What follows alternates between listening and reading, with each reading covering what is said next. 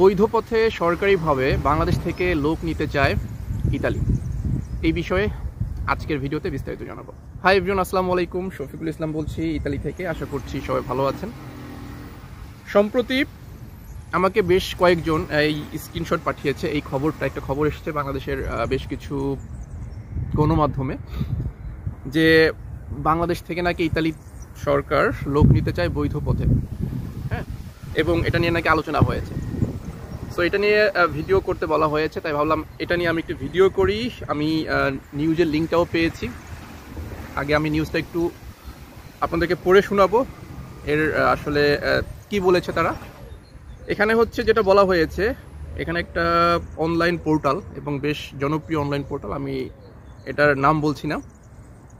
তারা যেটা বলেছে যে ইতালিতে অনিয়মিত অভিবাসন বন্ধ এবং বৈধ পথে দেশটিতে দক্ষ কর্মী পাঠাতে একসঙ্গে কাজ করতে সম্মত হয়েছেন বাংলাদেশ ও ইতালি। আমি এই খবরটা পড়ার পর আমি আমার মতামত ব্যক্ত করব আসলে, ঠিক আছে। এই ধরনের নিউজ দেখলে এখন আসলে পরে বলি। একই সঙ্গে দ্বিপক্ষীয় সম্পর্ক আরও জোরদার করতে চায় উভয় দেশ। গত সোমবার ঢাকায় পররাষ্ট্র সচিব পর্যায়ের রাজনৈতিক পরামর্শক সভায় এসব বিষয় আলোচনা হয়। মেইন খবর কই? আচ্ছা, পররাষ্ট্র মন্ত্রণালয় জানায় সভায় বাংলাদেশের পক্ষে পররাষ্ট্র সচিব মাসুদ বিন মোমেন সাহেব এবং ইতালির পক্ষে দেশটির পররাষ্ট্র ও আন্তর্জাতিক সহযোগিতা বিষয়ক মহাসচিব রিকার্ডো গোয়ারিগোলিয়া নেতৃত্ব দেন। এখানে বিভিন্ন বিষয় উঠে এসেছে এই আলোচনা সভায়, রাজনৈতিক থেকে শুরু করে সাংস্কৃতিক, অর্থনৈতিক, সম্পর্ক, বাণিজ্য, বিনিয়োগ, প্রতিরক্ষা সব। এবং অনেক গুরুত্ব পেয়েছে একটা বিষয়, সেটা হচ্ছে অভিবাসন। বাংলাদেশ থেকে ইতালি সরকার বৈধভাবে সরকারিভাবে লোক নিতে চায় এবং এই যে প্রক্রিয়াটা, এটা দুই পক্ষই চায় আসলে। অবৈধভাবে যেন বাংলাদেশ এই লিবিয়া দিয়ে বা বিভিন্ন প্রান্ত দিয়ে প্রবেশ না করে, সেটা নিয়ে আলোচনা হয়েছে। এখানে যেটা বলা হয়েছে, বাংলাদেশ থেকে ইতালিতে আইনি পথে কর্মী যাওয়ার বিষয়ে আলোচনা হয়েছে। এটাই মূলত আসলে নিউজ। মানে এখানে একটা হিন্টস দিচ্ছে যে আসলে এখানে যে ওই বিষয়ে যে আলোচনা হয়েছে এটা নিয়ে বিস্তারিত জানানো হয় নাই যে কি আলোচনা হয়েছে, বাট হিন্টস দিয়েছে যে আসলে ইতালি সরকার চায় বাংলাদেশ থেকে বৈধভাবে লোক নিতে। এই কথাটা অনেকবার রিপিট হয়ে গেল। যাই হোক, এখন আমার কথা বলি। দেখেন, এই ধরনের নিউজ, এই ধরনের খবর কিন্তু প্রায় শোনা যায়।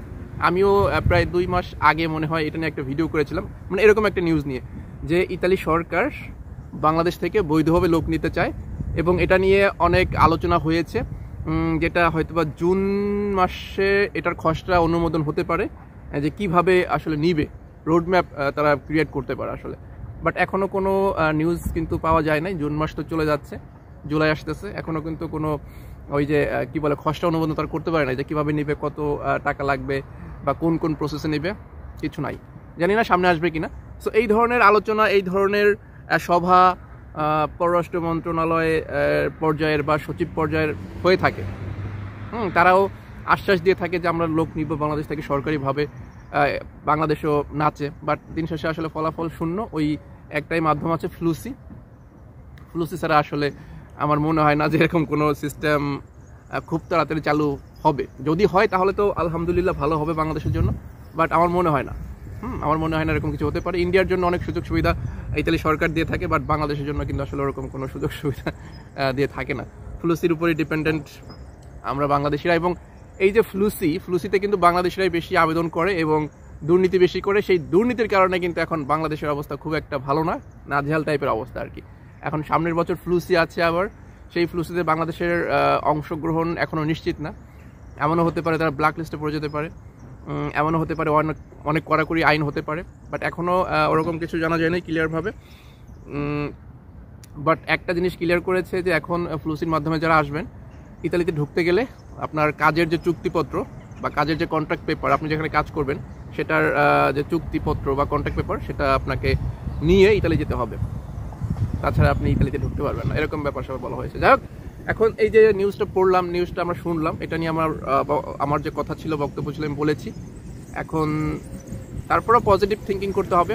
যদি এরকম কিছু হয় খুব তাড়াতাড়ি, তাহলে আমাদের বাংলাদেশি নাগরিকদের জন্য ভালো হবে, যেটা আমি মনে করি আসলে এটা হওয়া উচিত। বাট বাস্তবে তো এরকম কিছু দেখা যায় না। এই সো এই ছিল আজকের ভিডিও। যদি ভালো লাগে ভিডিওটি অবশ্যই লাইক করবেন আর কমেন্ট করে আপনার মূল্যবান মতামত জানাতে পারেন, আর অবশ্যই ভিডিওটি বেশি বেশি শেয়ার করবেন। সো সবাই ভালো থাকুন, সুস্থ থাকুন। আল্লাহ হাফিজ, আসসালামু আলাইকুম।